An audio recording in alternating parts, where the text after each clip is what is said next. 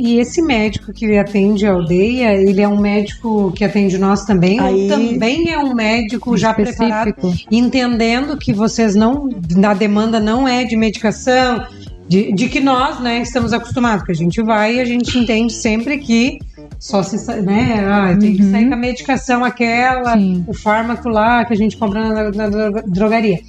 A pergunta é, esse médico que vai atender vocês, ele tem essa concepção de que vocês não usam tanto essa medicação assim, que vocês utilizam mais chás e tudo, ele já vai com esse propósito? Ele faz uma medicina conjunta, né? Assim como professores, né? Os professores têm essa sensibilidade, sabem que tem que trabalhar lá o letramento da comunidade. O médico faz isso. Falando da saúde indígena, não sei se foi em 2002 ou 2003, mais ou menos por aí. Foi criada uma Secretaria Especial de Saúde Indígena, que é a CESAI. Só que daí, no começo era a FUNASA, né? Então, hoje da FUNASA mudou para a CESAI, que é uma Secretaria Especial de Saúde Indígena. Então, nessa secretaria, temos um médico, e enfermeiras e dentista. Então temos uma equipe completa, né? E tem os agentes de saúde, né, Léo, que é da aldeia, né, que tu era, né? Sim, tem agente de saúde indígenas na aldeia. Cada aldeia tem que ter, né? Legal. Para auxiliar também a comunidade. Então são profissionais, sim, sabem. Eles têm conhecimento, sim. Mas só que daí, mesmo a Secretaria de Saúde, ela tem que atender de uma forma que a gente quer, né? Que a gente precisa. Isso. Não de outro jeito. Então, a educação e a saúde é diferenciado para nós. Ô, Léo, e lá vocês, né, que nem tu falou, né, que vocês trabalham com a venda do que vocês produzem, né? Que é a parte dos balaios, como é que é? Não é cestos, né? Que vocês falam, né? Cestos. Jacá. A jacá. Jacá. Cestinha daí. E a professora Jimmy me mostrou esses dias o Instagram lá de vocês, que a gente estava conversando, e me mostrou os brincos e as joias, assim, coisa mais linda, né? Vocês vendem isso. Mas além disso, daí vocês trabalham a cultura da agricultura ali também, utilizam aquele espaço para isso também, para sobrevivência, digo, não para venda, mas para sobrevivência? Sim, na verdade, sobre as plantações, né? A gente planta desde que a gente chegou aqui, então, na verdade, essa agricultura indígena, ela foi de geração, né? Claro. Então por isso que hoje em dia a gente está ensinando as crianças a plantar, a limpar as roças, né? Desde criança. E, por exemplo, quando a CESAI for lá na aldeia e ver uma criança na roça, já fala que não é certo. Eles não querem. Sim. Mas só que daí... Só que é a cultura de vocês? Só que daí é a cultura indígena. Claro. Isso já tá no nosso conhecimento. Faz parte de um ensinamento, né? Que é transferido de geração. Preservação da cultura, né? E às vezes eu fico assim, falando com eles também que se estão na aldeia, tem que fazer o trabalho deles e não ficar dando ideia para nós. Que a gente tá aí porque a gente sabe lidar com as crianças, com os mais velhos, né? Então, quando se fala na educação indígena, já começa dentro de casa e não na escola. Sim. A gente tá na escola só para aprender a língua portuguesa, né? Porque da nossa cultura a gente começa a aprender já dentro de casa, com nossos pais, com mais velhos, os né? avós, de um pro outro. Sim. E o que vocês plantam lá, Léo? O que a gente planta mais é aipim, melancia, feijão e batata doce. E milho. Só que daí as sementes são tudo da nossa cultura. Não é comprada, não. Não é vocês comprada. tiram, daí colhem, guardam a semente de novo. Sim. Para fazer a rotação de cultura. Então, num ano, por exemplo, no mês de agosto a gente começa a preparar a terra e no mês de setembro a gente começa a plantar. E agora a gente vai ter uma horta também da escola. A gente já tá com um projeto, né, pra gente organizar, pra plantar também as hortaliças, né? E... eu tava pensando que outra coisa que eu ia falar agora. Eu tenho uma pergunta, assim. A gente tem uma forma muito preconceituosa e muito um pensamento já muito ramificado na nossa sociedade, que o indígena ele tem que estar restrito à aldeia, né? E aí dentro desse espectro inteiro, a gente também tem a questão de que as aldeias indígenas precisam lidar com a modernidade e com a cultura não indígena, mas também precisa preservar a sua cultura para não perder a sua identidade, né?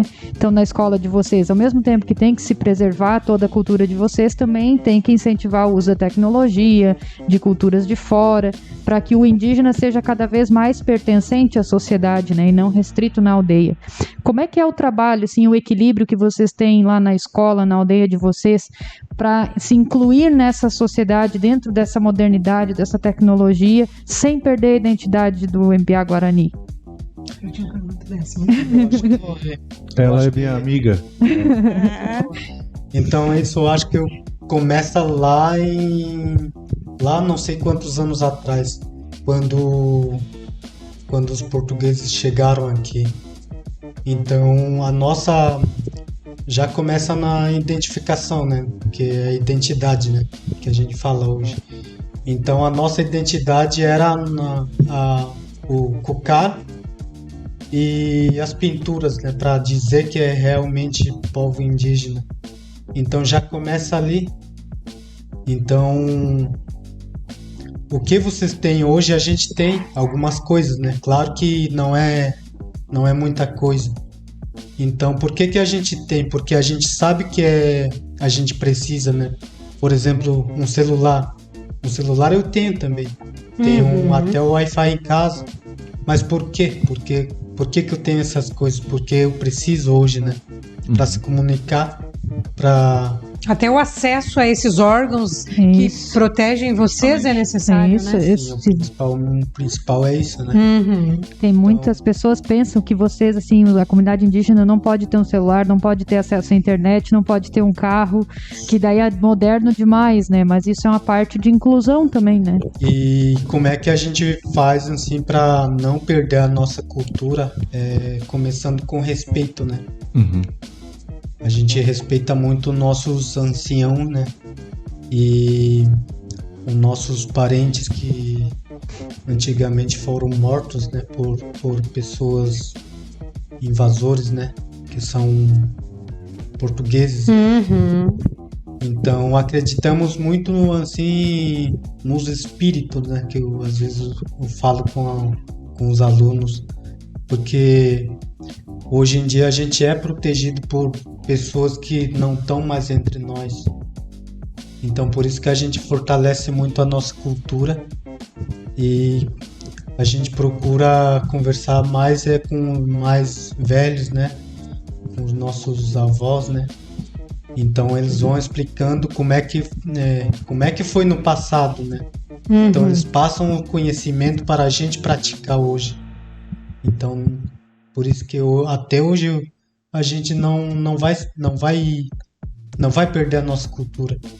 Conseguem administrar isso. Sim. As tecnologias, na verdade, é uma benéfica, né? Ela é benéfica até porque, como a gente estava dizendo, é uma ferramenta, né? Uma ferramenta necessária, é uma inclusão, né? Sabe usar com a dosagem certa, né? Como ficam as crianças? Até uma pergunta, né? Porque eu, né, sou mãe. E eles querem o celular da gente e tudo. Eles têm essa curiosidade também por esses jogos, por essas coisas, ou não? Ou vocês tentam manter eles distante disso e é utilizado mais como ferramenta de contato na verdade, a gente utiliza mais como ferramenta de contato. Então, até o certa idade, a criança indígena ela não pode ter nada de tecnologia. Entendi. Então, quando a gente acha que já dá para uma criança de 15 ou 16 anos. Uma criança. Daí a gente Os nossos acho que são adultos com 15. Já tá indo no flor da zona. Que legal essa preservação. Bacana. E importante também, né? A gente teve tanta cultura, tanta etnia que foi perdida conforme passou o tempo, né? Eu até queria saber ali que era um local de criação, né? De abelhas, de peixes e tudo, né? Existe assim uma vontade de utilizar aquele espaço ali, de repente até para poder criar peixes, até para alimentação de vocês, né? Eu não sei, eu nunca mais fui lá. Eu ia quando era pequena, né? Que a gente ia, mas depois que fechou e tudo, nunca mais eu voltei. Mas eu me lembro dos tanques, né? De criação e tudo. Não daria para aproveitar, de repente até para a própria alimentação de vocês, ou de repente para venda, né? Para sobrar, né? Cria e vende para a comunidade também, né? Então, só que falando nessas coisas, claro que a gente está enfrentando várias dificuldades, principalmente a financeira, né? Mas nem por isso em nenhum momento a gente pensou em fazer isso, porque isso já não faz parte da minha cultura, da nossa cultura. Então a gente respeita muito a nossa cultura, a nossa religião, a nossa vivência, né? Então eu não posso... Tu quer dizer prender o peixe? Isso? Sim. Isso, é isso, assim, bem modo kids, que nem o Diego diz. Né? Vamos deixar ele aqui preso e tudo para ele ser meu alimento. Não, ele vive no habitat dele, sim, tinha necessidade. A mesma coisa com as galinhas, né? Com o uru. A gente tem essa vontade de criar, né? E a gente cria. Até eu tenho, acho que tem umas 7 ali. Mas só que daí a gente deixa eles soltos. A gente nunca gostou assim de ver um animal assim preso numa gaiola. Pode ser num galinheiro. Então a gente não teria essa vontade de fazer essas coisas. Então, nesse sentido, a gente não tem como fazer uma piscina de peixe, né? Entendi. Show de bola. Uma reverência à natureza que o homem branco já não tem mais, né? Há muito tempo.